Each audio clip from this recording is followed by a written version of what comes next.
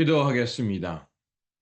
좋으신 아버지 하나님, 오늘도 저희들에게 이 아침의 시간을 허락하여 주시고 또 주님의 말씀을 묵상하게 하시니 감사를 드립니다. 오늘도 우리에게 주신 말씀 붙들고 하나님께서 기뻐하는 거룩한 백성으로 하나님 앞에서 살아있는 성전으로 살게 하여 주옵소서. 더욱이 아버지 하나님, 우리가 먼저 주님 나라와 의를 구하게 하여 주시고 주님께서 진정으로 원하시고 하나님께서 함께하는 그 거룩한 성전으로 지어져 가는 우리의 일상의 모습이 되게 하여 주옵소서. 말씀으로 나아갑니다. 성령님 도와 주시옵소서. 우리 구주 예수 그리스도의 이름으로 기도드립니다. 아멘.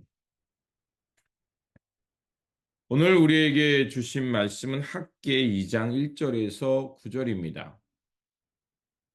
그의 일곱째 달, 그달 21일에 학개 예언자가 주님의 말씀을 받아서 전하였다. 너는 스알디엘의 아들 스룹바벨 유다 총독과 여호사닥의 아들 여호수아 대제사장과 남아있는 백성에게 전하여라. 너희 남은 사람들 가운데 그 옛날 찬란하던 그 성전을 본 사람이 있느냐? 이제 이 성전이 너희에게 어떻게 보이느냐? 이것이 너희 눈에는 하찮게 보일 것이다. 그러나 수룹바벨아, 이제 힘을 내어라. 나 주의 말이다. 여호사닥의 아들 여호수아 대제사장아, 힘을 내어라. 이 땅의 모든 백성아, 힘을 내어라. 나 주의 말이다. 내가 너희와 함께 있으니 너희는 일을 계속하여라. 나 만군의 주의 말이다. 너희가 이집트에서 나올 때 내가 너희와 맺은 바로 그 언약이 아직도 변함이 없고 나의 영이 너희 가운데 머물러 있으니 너희는 두려워하지 말아라. 나 만군의 주가 말한다. 머지않아서 내가 다시 하늘과 땅과 바다와 물을 뒤흔들어 놓겠다. 또 내가 모든 민족을 뒤흔들어 놓겠다. 그때 모든 민족의 보화가 이리로 모일 것이다. 내가 이 성전을 보물로 가득 채우겠다. 나 만군의 주가 말한다. 은도 나의 것이요 금도 나의 것이다. 나 만군의 주의 말이다. 그 옛날 찬란한 그 성전보다는 지금 짓는 이 성전이 더욱 찬란하게 될 것이다. 나 만군의 주가 말한다. 내가 바로 이곳에 평화가 깃들게 하겠다. 나 만군의 주의 말이다. 아멘.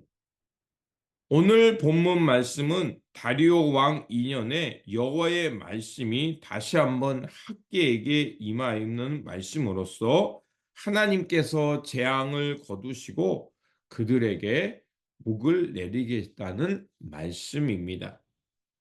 주님의 말씀이 다시 한번 학개에게 임하였습니다. 주님은 이스라엘 백성이 성전 지은 것을 독려하라고 하셨습니다. 동료 중에 이전의 성전과 앞으로 지어져야 할 성전이 비교되고 있습니다. 그 옛날 솔로몬의 성전은 많은 사람들이 부러워할 만큼 화려하고 웅장했습니다. 그런데 지금 이 여호수아와 학개 선지자를 통해서 지어지는 이 성전은 너무나도 규모가 작았고 사람 눈에 하찮게 보일 수밖에 없었습니다. 우리가 그 성서를 통해 알 수 있듯이 솔로몬 시대의 성전은 웅장하고 자랑스러웠습니다. 그러나 지금 돌아온 그 바벨론 유스기에서 돌아온 이스라엘 백성들이 짓는 성전은 그에 비해서 초라하고 너무나도 볼품이 없었던 것입니다. 그래서 이스라엘 백성들은 실망했고 정말 우리가 이 하나님의 도성과 성전을 재건하는 것이 무슨 의미가 있는가? 사람들은 두려워했고 마음이 흔들렸던 것입니다. 그때 하나님께서는 다시 한번 학개 선지자에게 말씀을 주시면서 계속해서 힘을 내라고 말씀하고 있습니다. 우리가 살아가는 이 세상, 특별히 자본주의와 규모의 세상 속에서 화려한 외형과 큰 규모로부터 자유로워지는 것은 쉬운 일이 아닙니다.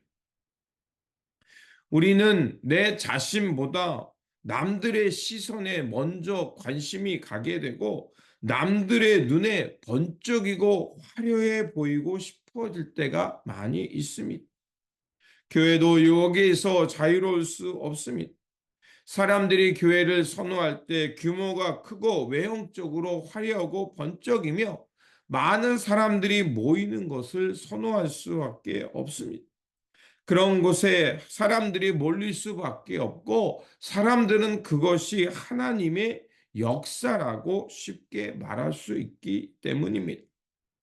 그래서 규모가 작은 교회는 끊임없이 외형적 성장을 추구할 수밖에 없고 그러다 보면 본질과 내실에 충실하기보다는 그것을 이루지 못해서 초라하게 여길 때가 있습니다. 하지만 하나님께서는 오늘 본문을 통해 말씀하는 것처럼 성전의 외형과 규모, 화려함보다 먼저 이스라엘 백성들에게 먼저 보라고 하는 것이 있습니다. 그게 바로 5절입니다. 하나님께서 이스라엘 백성들에게 돌아온 이들에게 먼저 말씀을 기억하면서 그들에게 본질을 보라고 한 것은 5절에 이렇게 말하고 있습니다. 너희가 이집트에서 나올 때 내가 너희와 맺은 바로 그 언약이 아직도 변함이 없고 나의 영이 너희 가운데 머물러 있으니 너희는 두려워하지 말아라 라고 말씀하고 있습니다. 그렇습니다. 주님의 성전이 성전다워지는 것은 외형과 규모에 먼저 있는 것이 아니라 그곳에 하나님의 언약이 있는지, 하나님이 그들과 함께 하는지, 하나님의 진리의 영을 그들이 품고 있는지가 중요함을 말하고 있는 겁니다. 그렇습니다. 주님께서 원하는 교회 성전은 화려한 외형 규모보다 하나님이 함께 하느냐, 그렇지 않느냐가 중요한 것입니다. 그렇게 우리는 다시 한번 주님 앞에서 내가 하나님의 거룩한 성전으로 하나님과 동행하며 성령의 충만함 속에서 하나님의 기쁨을 향해 살고 있는가를 먼저 생각해 보아야 합니다. 물론 우리가 세상적 기중, 세상의 화려함 때문에 우리가 비교되어 초라할 수 있고 우리의 삶이 왜 이렇게 초라한가 때문에 낙심될 수 있지만 그러나 오늘 본문이 5절 말한 것처럼 하나님의 언약이 여전히 우리와 함께 하나님의 거룩한 성전이 우리 안에 있다면 우리는 그 초라함을 떨쳐내고 하나님 앞에 당당하게 살아갈 수 있으리라 믿습니다. 그러므로 우리의 시선을 세상적 화려함 외형이 아닌 주님이 기뻐하는 삶, 하나님께서 기뻐하는 거룩한 삶을 먼저 생각하는 것입니다. 그리고 하나님을 먼저 사랑하며 오늘도 이 땅에서 힘들어하는 이들, 외롭고 또 아파하는 이들과 함께 할 수 있는 그 주님의 마음으로 또 주님께서 기뻐하는 삶을 선택하면서 할 수 있는 것에서 할 수 있는 방법으로 할 수 있을 때까지 최선을 다하면서 이렇게 주님의 기쁨 되어 살아가는 삶이 되시기를 주님의 이름으로 축원드립니다. 기도하겠습니다. 사랑의 하나님, 우리의 시선이 화려한 외형보다 밀도 있는 내실을 선택하게 하여 주옵소서. 그래서 남들의 시선보다 주님이 함께하는 삶, 주님이 기뻐하는 그곳에 우리의 몸과 마음, 손과 발이 가게 하여 주옵소서. 그래서 주님 나라의 기쁨이 무엇인지를 이 본질을 놓치지 않게 하여 주시고 그래서 우리 삶 속에서 하나님을 먼저 사랑하며 아파하는 이들과 함께하며 할 수 있는 방법으로 최선을 다해서 하나님께서 기뻐하는 그 선한 역사의 삶, 사람을 살리고 이 땅에 하늘의 평화를 가져오는 그 생명 살림의 삶으로 주님 앞에서 거룩한 성전으로 살아가는 우리의 일상이 되게 하여 주옵소서. 오늘 하루도 주님 손에 맡깁니다. 주님께서 친히 인도하여 주시고 주장하여 주옵소서. 우리 구주 예수 그리스도 이름으로 기도드립니다. 아멘.